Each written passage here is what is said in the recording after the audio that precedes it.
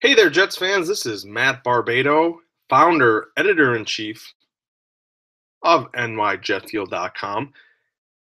And as you'll notice, there are no co-pilots today. Both Max Marcilla and Adam Zalanka are busy in College Park, Maryland. So it's going to be a solo show today. It's going to be just me. And who else do you need, really? I mean, Max and Adam are great, but come on. Who's the real show here? I'm kidding, of course. Max and Adam are great, but they are a little bit busy right now with their respective duties at Maryland, getting ready for whatever Terps action they have slated for the weekend. So I am here to preview the 2017 season in our annual season preview podcast, and we will also take a deeper dive into this Bills-Jets Week 1 matchup that will probably be the worst game on the schedule to begin the 2017 season. But somebody has to win it, so it should be an intriguing game to watch. It'll be a good barometer of just how bad the Jets could be. I mean, if they get smoked by the Bills on the road, that's going to be a telling sign for what's to come this season. But first, before we get into the Bills game, we are going to talk about the upcoming 2017 season, which kicks off on Sunday at New Era Field in Buffalo. The one thing I've sort of seen a lot of in previewing the season and reading more and seeing what experts have to say, and obviously we don't, base our opinions wholly off of what ESPN or USA Today or Yahoo or any of these, experts and analysts have to say. But I found it interesting that two outlets, both ESPN and USA Today, projected the Jets to go 0-16. And listen, I understand the Jets roster is probably the least talented in the NFL, but in a league where parity runs rampant, it is really hard to go 0-16. There's a reason why only one team, the Detroit Lions, have done so. But you look at that team. That was a team that had Matthew Stafford. It had Calvin Johnson, and it still managed to go 0-16 because it had one of the worst defenses in NFL history. The Jets completely lack that skill position player talent. They have Bilal Powell, they have Matt Forte, but they have easily the worst wide receiving core in the entire league. They probably have the worst quarterback situation in the league. Question to people maybe watching live on YouTube or who are listening to the podcast later over the weekend. And you can let me know what you think about this on Twitter at RealMattBarbato and at New York Jet Fuel. How likely do you think it is that the Jets could go 0-16 this season? How possible is it for this team to not win a single game in 2017? If you're asking me to put a percentage on it, I would say I would go as high as 25%. I really think it's possible. And I think we'll get a good idea of what the Jets look like in the early going with this schedule, because the schedule is pretty favorable through the first 4 or 5 weeks. You look at it, they play at the Bills to start the season. We've mentioned that already. They travel to Oakland next week. That's probably going to be a loss. They get the Dolphins at home, the Jaguars at home, and then at the Browns to conclude this 5-week stretch where the schedule's not really that bad. I mean, the only playoff team, they're playing 2 playoff teams, but I don't think Miami's going to repeat as playoff contenders this year. Oakland's obviously going to be a tough challenge for them, especially on the road. But there are some opportunities to pick up 1, maybe even 2 wins. And I feel like if they get just bludgeoned in each of those 5 games and they just look incompetent on all sort of levels, this could be an 0-16 team. It's hard to imagine the Jets going winless this season, given the talent they do have, particularly on the defensive line, and just the desperation for Todd Bowles. This is a make-or-break year for him, and whether that's fair or not, given what the Jets front office has done this offseason, to be coaching for your job with pretty much nothing to work with, that's an impossible task. And you can say what you want about Todd Bowles, but you have to at least feel bad for him that this is the hand he's been dealt. So I do think the Jets will win at least 1 game. I actually probably have one of the more optimistic takes out there. I have them going 3-13. And while I do leave that 20-25% chance of them just completely bottoming out, losing every game, based off of the offseason purge where they let go of pretty much every valuable veteran that had some sort of guaranteed money on their contract, that's sort of the way the Jets are going. I think they'd rather lose more games than win more games this year because they want to land a top pick in the draft, in the 2018 draft, and they want to pick a Sam Darnold, a Josh Rosen, a Josh Allen. They want to find that franchise savior. I still think they can do that with 3 wins. I don't know if they'll be picking number 1 overall because the Bills are going to be awful. The 49ers are going to be awful. There could be some bad teams fighting for that number 1 pick. But it's just so hard to look at the schedule and see 16 losses. And I don't know if the Jets will ever be favored in a game this year, but the one that jumps out to me right off the bat is Jacksonville, October 1st at home. Listen, I'm not saying the Jets are going to have an outstanding home field advantage this year at MetLife Stadium, and that's not bashing the fan base at all. I just don't think there's going to be many people at the stadium on a week-to-week basis. But the Jaguars stink, and yes, they have Leonard Fournette, and yes, they have a nasty defense. But if you're asking me to rank the quarterback situations in the NFL, the Jets are 32nd, and Jacksonville might be 31st, if not, worse than that. Blake Bortles stinks. There's a chance he's not even starting when this game comes around 4 weeks from now. It could be Chad Henne. The Jets are at home, which does matter, even if the crowd's not going to be as into it as they typically will be for a good team. That's a game I actually see the Jets winning. I actually have them losing to the Browns on the road the following week. They've sort of dominated the Browns as of late, but I think the Browns actually have a better roster. And, of course, we don't know what the quarterback situation is going to be for the Jets. You would assume Josh McCown will be the starter still, but, Josh McCown has concerns. I mean, the last time he started a game week 1 for a team, he was a member of the Browns, and he got knocked out with a concussion against the Jets, if you remember. I think that was in 2015. So the Jets won that game, but McCown, he has been injured quite a bit throughout his career. So we could see Bryce Petty, we could see Christian Hackenberg, depending on how well the Jets can protect McCown. The other games I see them winning, I have them beating the Bills on a Thursday night at home. I think we'll talk about this later when we take a deeper dive into the Bills game on Sunday, but the fact that the Bills were listed as a 9-point favorite over the Jets, I understand it's at New Era Field. The Bills are tanking too, and I don't know if people realize that. Yes, the Jets are awful. The Bills are not that far away. And we've written about this a lot on nyjetfield.com. The Bills are sort of playing their way for the NFL draft too. I don't know if Tyrod Taylor will be the starter come November 2nd when they play Thursday Night Football at MetLife Stadium. It could be the rookie Nate Peterman. We could have Peterman versus Hackenberg, which would be a really, really interesting game given that Peterman went to Pitt.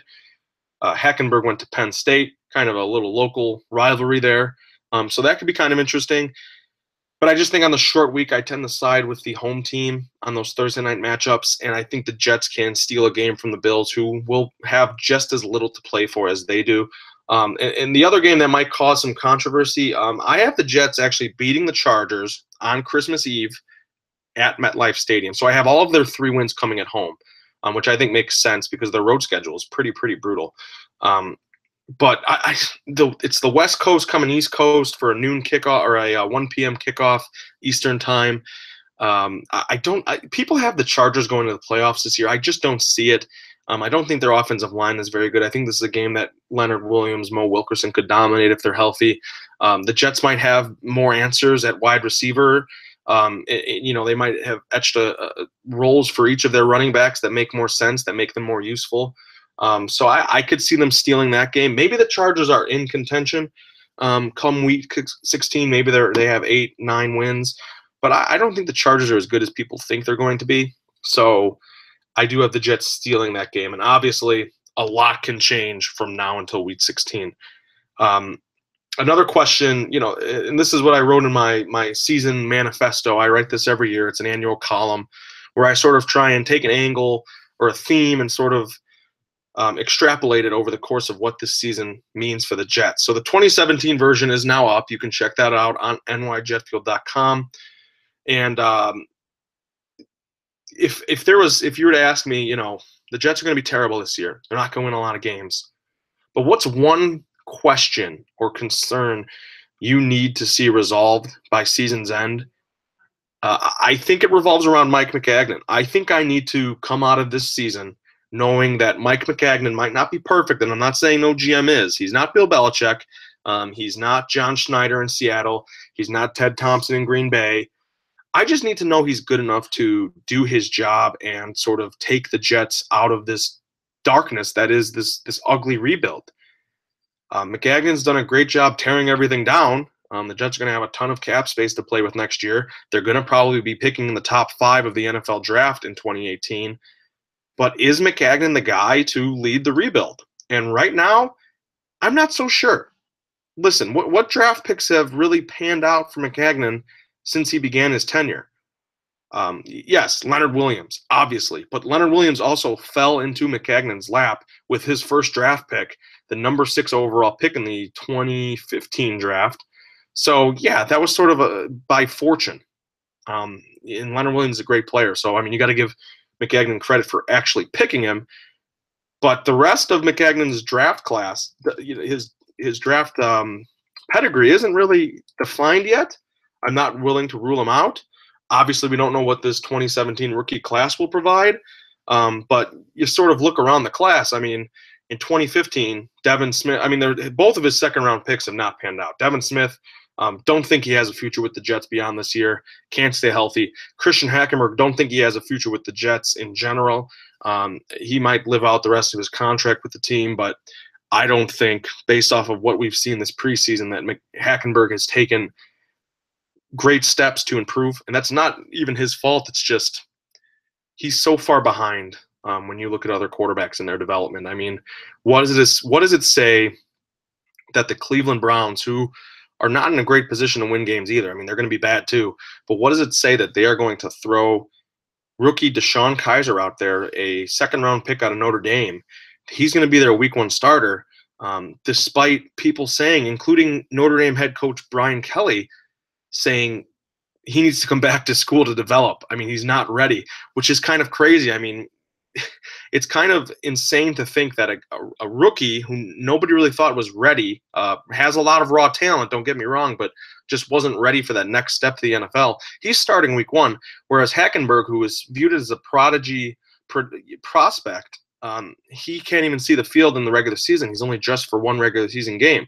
We'll see. I mean, he'll obviously be dressing a lot more this season, but when will we see him play?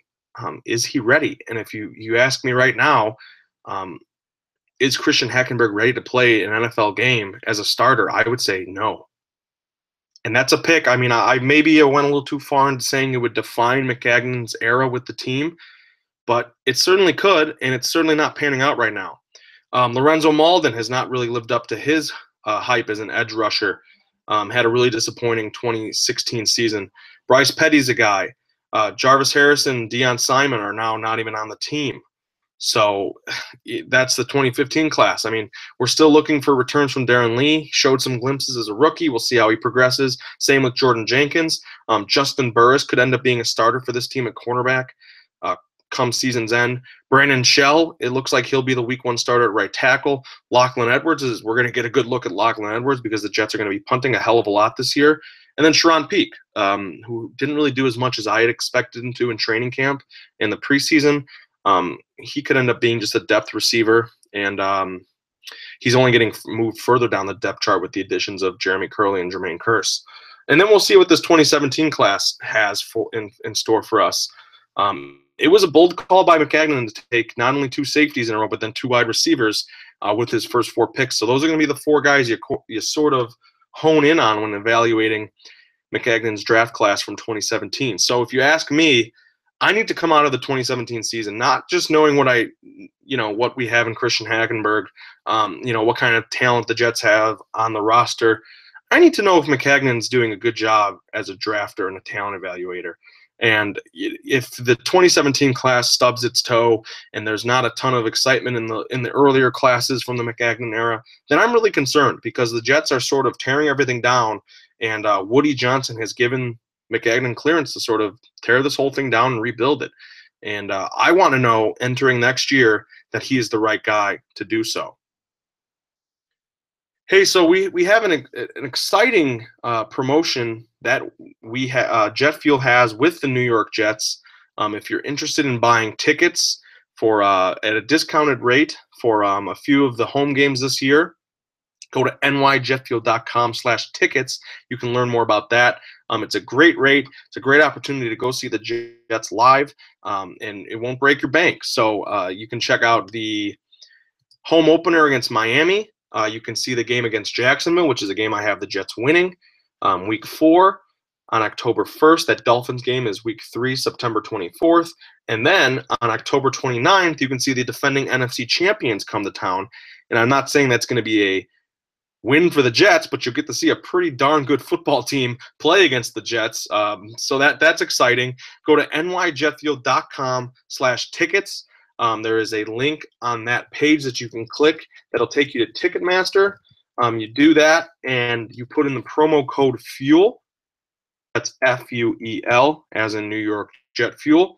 And you can get 300 level tickets for as low as $60, and 200 level tickets start at $125. That's a great price. I mean, listen, I'm not saying the Jets are going to be world beaters this year, but you can go see a professional football game for only $60. That's pretty awesome to me. And it's always a fun time to go see an NFL game live. Go tailgate, have some fun, hang out with some of the fan groups who I speak with on Twitter, NY Jets fans, the Gotham City crew, guys like that. Great people. Have a good time at the game, and go see the Jets. See what the future holds for this franchise in 2017. So that's nyjetfuel.com/tickets, promo code FUEL. So we'll wrap up the season preview in a little bit. A guy whose progression I'm sort of going to be looking at a lot this year. It's not just Christian Hackenberg, but that will be a guy who we do look at very hard this year, and is somebody we want to see play. But this sort of ties in with the previous topic I was talking about. I'm going to really take a hard look at specifically the Mike Maccagnan draft picks. I want to see if Leonard Williams can reach those new heights now that Sheldon Richardson's out of town. I want to see what Darren Lee's going to be for this defense. He didn't really have a defined role as a rookie, played more as an inside linebacker. I want to see what they do with him. I want to see if they maybe make him a pass rusher, use his speed a little bit, given that the Jets don't have a ton of speed on the edge. And I want to see if he can improve in coverage. Obviously, Jamal Adams, Marcus May, I want to see how those two players sort of mix in.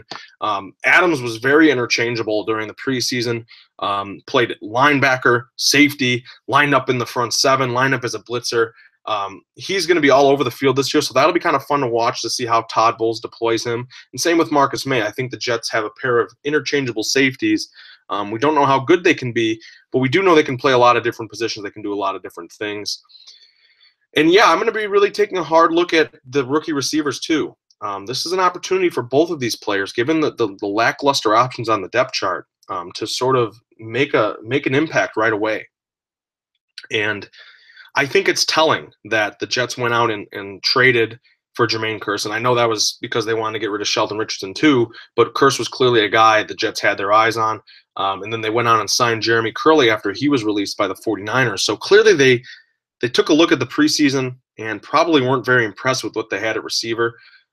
So, again, I don't know what they were expecting, but they've brought in some veteran guys. I could see both Ardarius Stewart and Chad Hansen sort of overcoming guys like Robbie Anderson, Sharon Peak, Jalen Marshall in the depth chart over time. For now, I think they'll start sort of buried on the depth chart, coming in only seldomly. But I do think eventually, I think Stewart's a guy to watch who could elevate himself to number 3, number 2 receiver status by the season's end. And I think Hansen's had a couple of nice moments in the preseason too. Not a guy to rule out by any means. Jordan Leggett, it doesn't look like he's going to play in the season opener as he's dealing with a knee injury.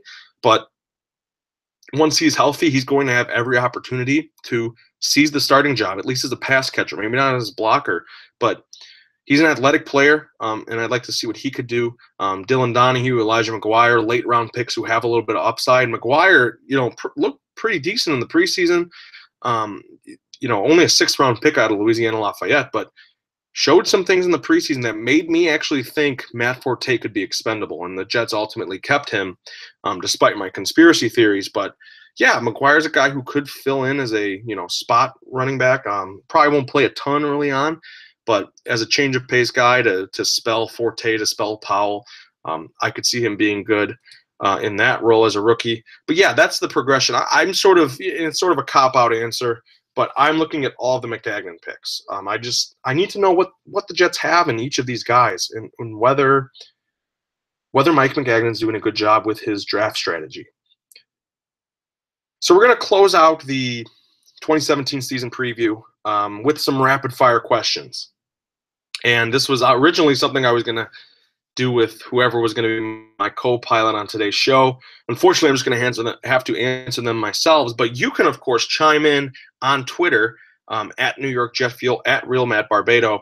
If you have any thoughts on these questions, feel free to tweet them at me. Tweet your answers. I love to debate with people about the Jets, and not even debate, just talk. Have a good conversation. We don't need the angry, pessimistic, crazy thoughts. We don't need all of that. Obviously, I'm pretty pessimistic. I'm probably the most pessimistic guy in the Jets Jet Fuel staff, but I like having conversations with people about the Jets. So feel free to chime in if you have any thoughts on these. First rapid fire question: will the Jets have more than 1.5 Pro Bowl selections? Last year they only had one with Leonard Williams. I'll take the over. I think, obviously it's not that hard to get into the Pro Bowl these days. So many players skip it. You obviously have the Super Bowl participants who get elected. They can't play. I think the Jets will have 2 Pro Bowl selections. I think they will both be on the defensive line, and you can probably guess who that will be. Leonard Williams, Muhammad Wilkerson. Williams probably doesn't surprise anybody. He made the Pro Bowl last year. Wilkerson was a Pro Bowler after the 2015 season. Had a terrible injury, broke his right leg in the season finale. We don't need to review that game against Buffalo in 2015. But people are sort of doubting Wilkerson entering 2017. I think that's a bad idea. It's not easy coming back from a broken leg. It's a pretty important body part to use, especially as a defensive lineman, where you need to, sort of anchor yourself on run plays and use your, obviously you need your lower body to sort of maneuver around blockers on pass rushes and sort of shift your weight. So that's just it was a tough acclimation for Wilkerson coming off of the injury. I don't think he was ever right. I don't know if he ever really got to 100%. I think a year removed from the injury, I think he will get back to his old self, and I wouldn't be surprised if he had a double-digit sack season that nobody saw coming, even though they probably should. Jets score more than 14 points per game. So for context, the Los Angeles Rams, who had the worst scoring offense in the NFL, they averaged 14 points a game last season. I've seen people say the Jets could break the record for the worst offense in the NFL in terms of points per game. I think it's somewhere around like 12.5 points per game was the worst output ever. It's going to be close, especially if you see a lot of Christian Hackenberg this year. I will say I'm going to take the over slightly, just because I think it's much easier to score points in the NFL today. I don't think the Jets are going to score more than 15 or 16 points per game, because I think the offense is really dismal. But I could see against, not great defenses on the schedule. They play a few, but not too many. I could see the Jets cracking the 20s occasionally. I just, it's harder. It's harder than ever to not score in the NFL, given the way the rules are sort of slanted towards the offense. That's not saying the Jets are going to be an efficient machine on offense by any means. They're probably going to be more incompetent than they're not. But I could see them posting a couple of 20-point games every once in a while, and that's sort of sad because, scoring 30 points in the NFL these days is like the new 20. So it's not exactly impressive to be averaging 20 points a game or anything, but I could see the Jets putting up some decent numbers against lesser opponents, because it is just a little bit easier to score in the NFL these days, and 14 is just really low. I think the Jets can get past 14 points per game, even if it's only 16 or 17. It's still an over, so I will take the over, but I think it'll be close, and especially if Josh McCown gets hurt and we're left with Hackenberg for half the year, because I just don't think Christian Hackenberg is ready at all, and I think he'll get just swallowed up in regular season play. If he's starting a week, 2, 3, 4 weeks from now, it's going to take him a while to really get ready to play. And at some point, you'll have to see him. I just hope the Jets don't throw him in there too early. All right, next rapid fire question. More likely to be a starter by season's end, are Darius Stewart or Dylan Donahue? It's an interesting question because I think Stewart's the bigger name, but the Jets might actually have less depth and less talent at outside linebacker. And, obviously you can only start 2 outside linebackers at a time. You can occasionally start 3, given how much 3 wide receiver sets are used these days. I don't see the Jets doing that as often now that Chan Gailey is gone replaced by John Morton. But that's tough. I'll say Stewart because I really think the Jets don't have much at all at wide receiver. I think he showed glimpses in the preseason that he was one of the better receivers on the roster already. The additions of Jeremy Curley and Jermaine Kearse sort of make that a harder path for Stewart. Donahue might have the better path right now, but right now I just see Donahue as more of a situational edge rusher, someone who's going to be developed over time by outside linebackers coach Kevin Green. And he's exciting. Don't think he'll see the field too much as a starter. And I'll say Stewart with this one, but I could see Donahue if he starts racking up sacks. The Jets need some sort of explosive punch on the edge, and I think that's one thing that's sort of held their defensive line back is they haven't really had that edge pressure to complement what's going on inside. The Jets cause a lot of havoc on the interior. It's been on the outside where they've really, really been lacking lately. So if Donahue makes an impact right away, I could see it. But I will say Stewart because I think Stewart's the more talented player. I think he's the more well-rounded player. And I just don't think the Jets have a heck of a lot of receivers. So I will go with Stewart there. Which week will we see Christian Hackenberg? That is the next rapid-fire question. I will say week 12. And you might be screaming and yelling, that's too late, that's too late. And you might also be saying, well, Josh McCown is old and he's brittle and he's probably going to get hurt. And I agree with both of those points. I understand them. I'm assuming health here, so I'm not going to try and project when Josh McCown gets hurt. And even if he does get hurt, we might see Bryce Petty first. I think Petty has looked far better than Hackenberg in the preseason. But Hackenberg is going to get a shot at some point. I think week 12, after the bye week, home game against the Panthers. Obviously, the Panthers are coming off of a really disappointing season, but they still have a nasty front seven. But their secondary is manageable. Doesn't scare me a ton. But Hackenberg getting drilled by Luke Kuechly doesn't exactly excite me. That could be a common occurrence in that game. But I think with the extra week to prepare during the bye week, I would say Hackenberg makes his debut week 12 against the Panthers. All right, I kind of answered this question already, but in case you might have forgotten, what will the Jets' record be in 2017? I said 3-13 about the ceiling. I don't think the Jets are going to get any higher than 3 wins. I think Vegas had the over-under at 4.5. I would take the under. There's probably not going to be a ton of value on that because everybody's hammering the under.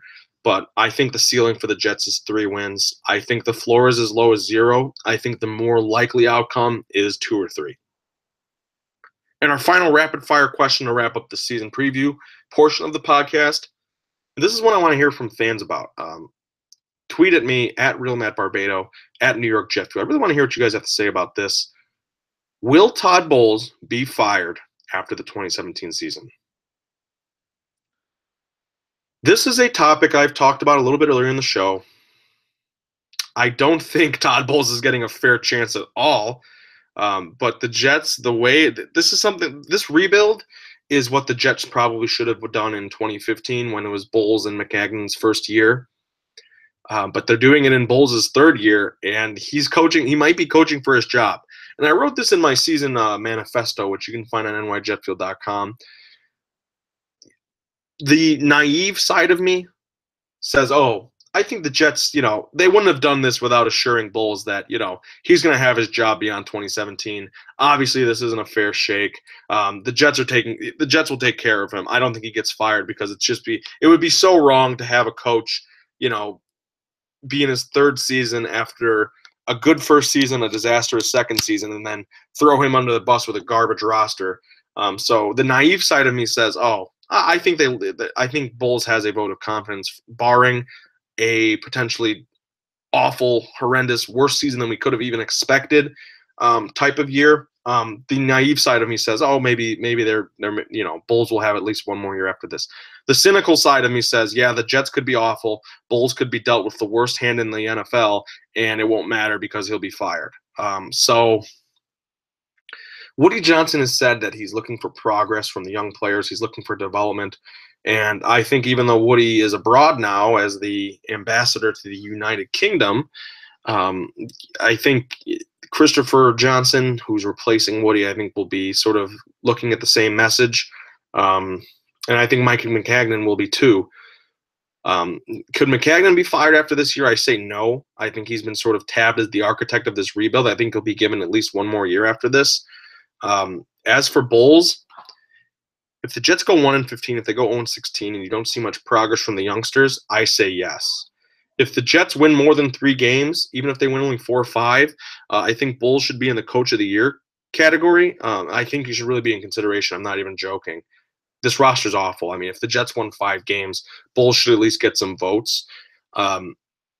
And yeah, I think he's safe if there's development and you can see tangible results, and the Jets maybe get better as the year goes on.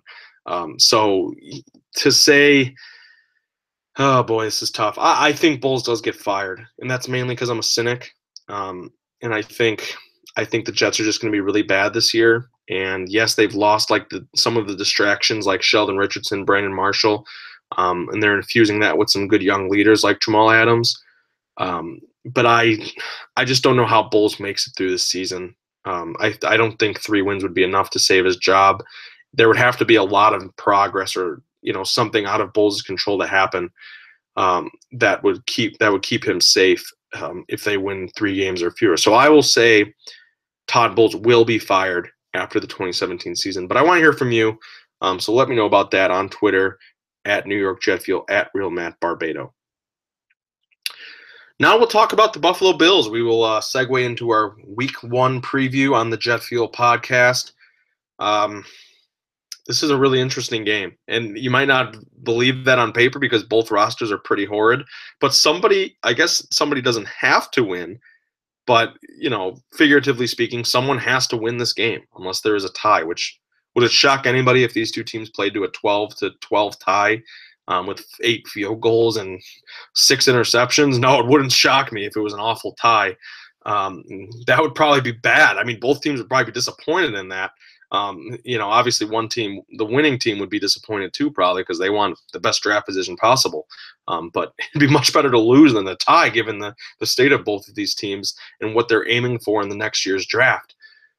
But here's what gets me. The Jets are currently listed as a 9-point underdog. I think that spread is ludicrous. And I looked at the spread on Thursday. We're doing the show on Friday. I could see if the spread has changed since then.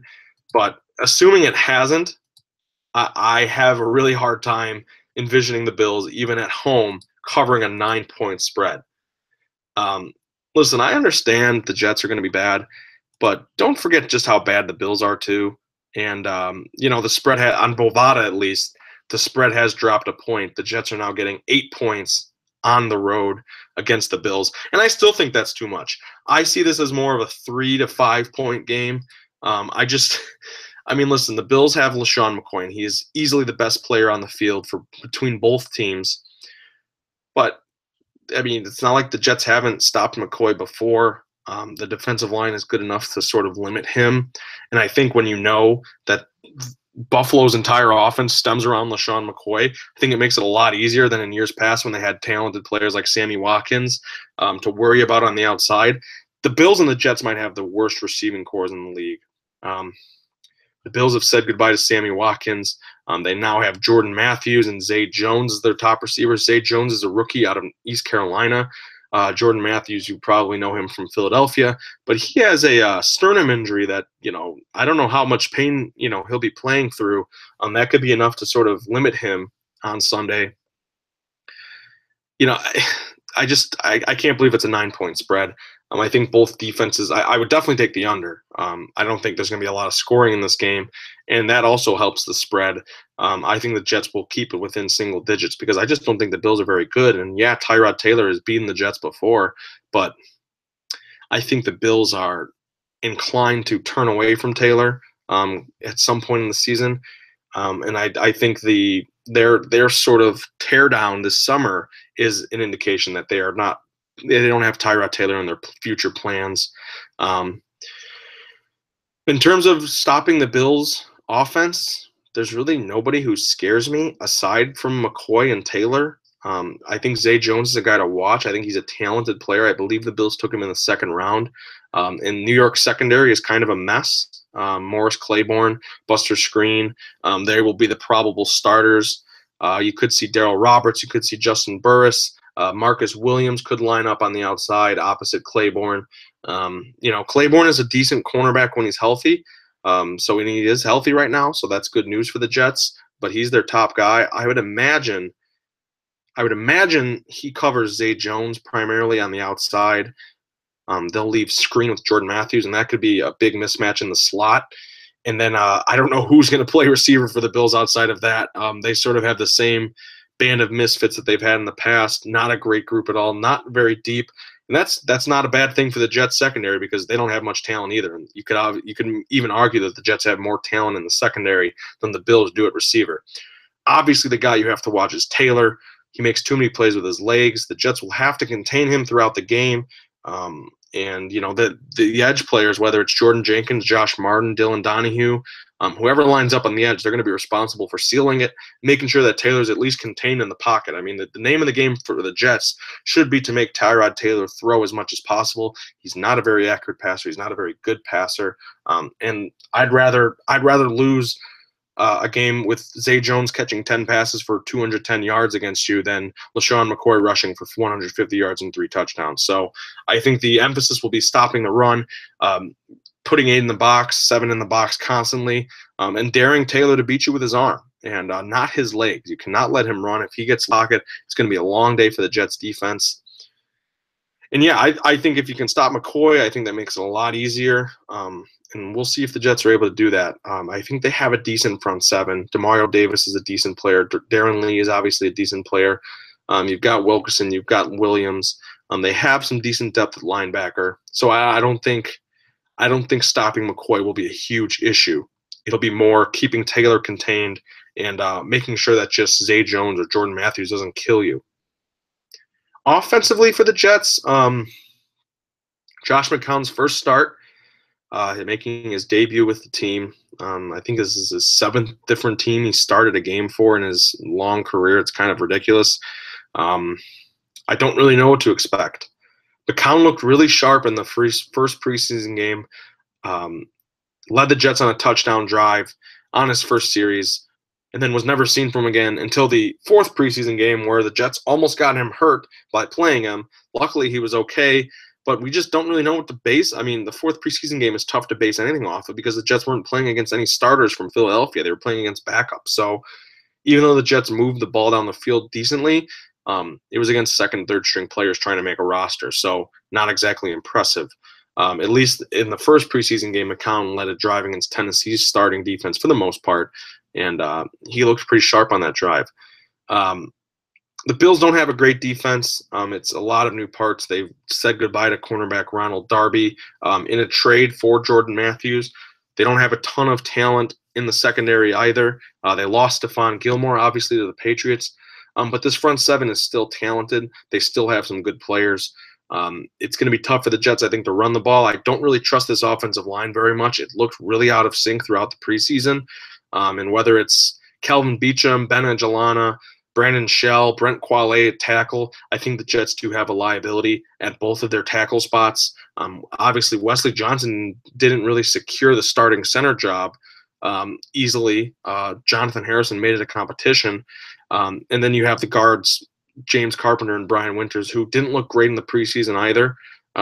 So we'll see if that unit can gel a little bit better as the regular season gets started. And one question offensively, who will have more touches this week, Matt Forte or Bilal Powell? I will go with that's tough. I will go with Forte.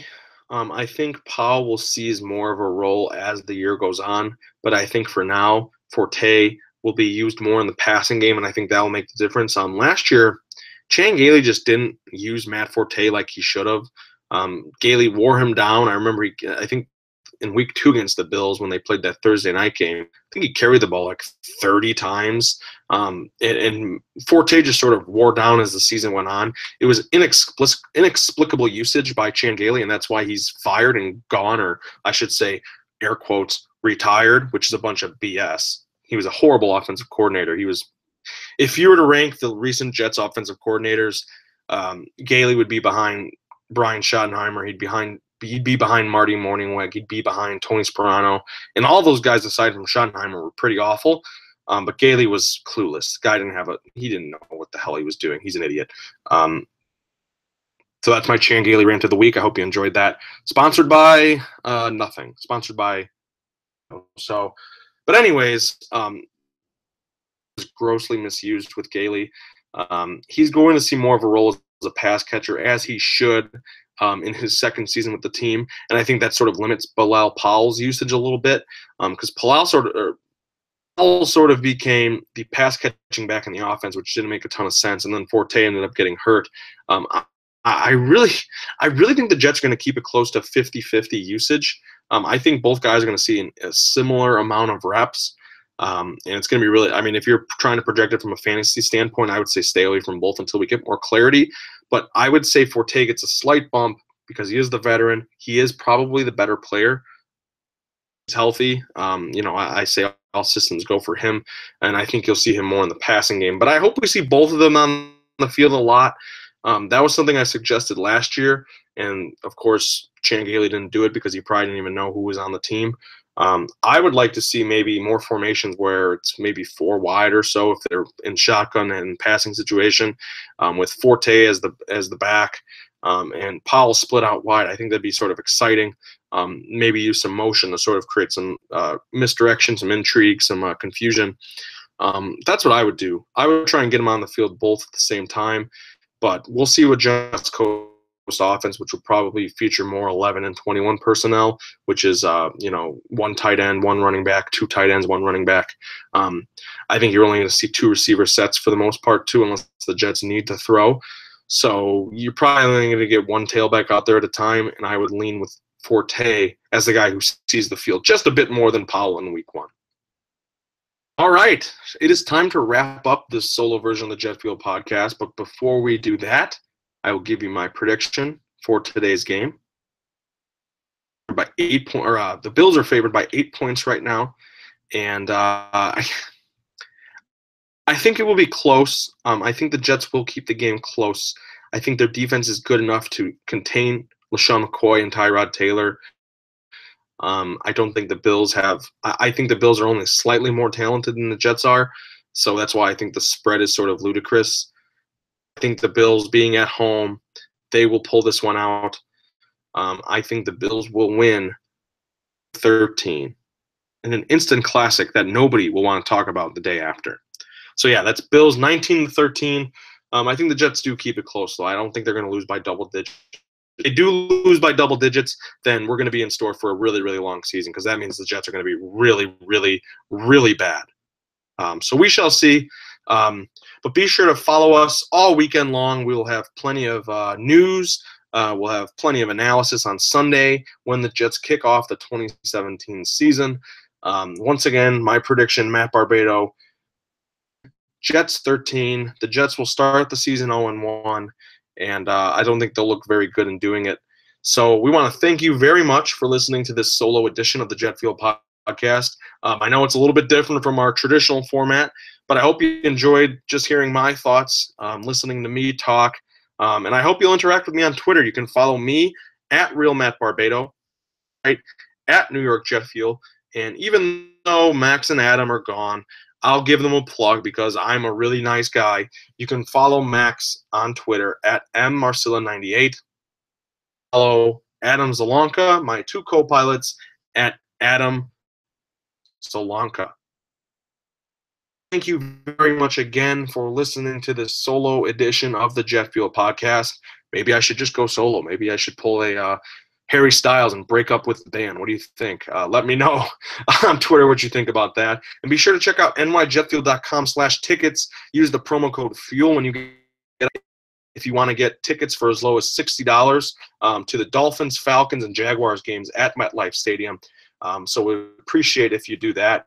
And go see the Jets for a good cost. I know it's not going to be the most exciting team to watch, but it is professional football, and it's a glimpse. It's a glimpse at the future. So again, nyjetfield.com, promo code FUEL. Tickets for the 300 level start at 300. For 300 level tickets, $125 for 200 level tickets. So you can get pretty good seats too. Maybe you can sit on the 50-yard line or something for a pretty good. I want to thank you again very much for listening to the Jet Fuel podcast. Football is back. It's officially back on Sunday. Can't wait to talk about it. Can't wait to talk about the Jets, the NFL season. There's going to be so much to talk about this year, and we are looking forward to sharing it with you. This has been the Jet Fuel podcast.